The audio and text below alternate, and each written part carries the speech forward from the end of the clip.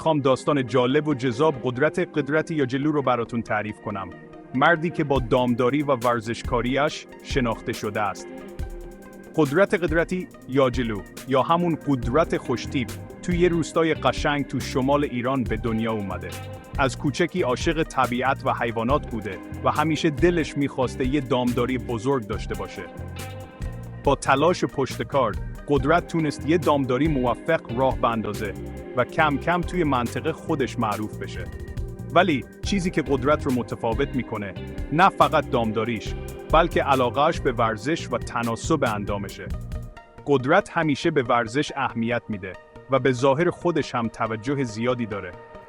خیلی از مردم از قدرت الگو میگیرن و به خاطر استایل و تناسب اندامش هم بهش احترام میذارن.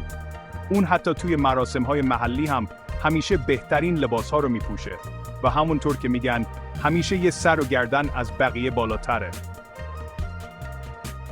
یه روز وقتی خبرنگار از قدرت پرسید که چطور تونسته بین دامداری و ورزشکاری تعادل برقرار کنه.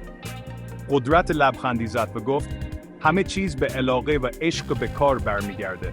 وقتی کاری رو با عشق انجام بدی، هیچ وقت سختیاش به چشم نمیاد. قدرتی یاجلو نه تنها یه دامدار موفقه، بلکه یه الگوی واقعی برای جوان هاست. اون نشون داده که میشه هم توی کاری که عاشقشی موفق باشی و هم همیشه خوشتیپ و به روز بمونی. اگه شما هم مثل قدرتی یاجلو دلتون میخواد توی کاری که عاشقش هستید موفق بشید و همزمان استایلتون رو حفظ کنید، هیچ وقت از تلاش کردن دست نکشید. باور کنید که با عشق و علاقه همه چیز ممکنه. مرسی که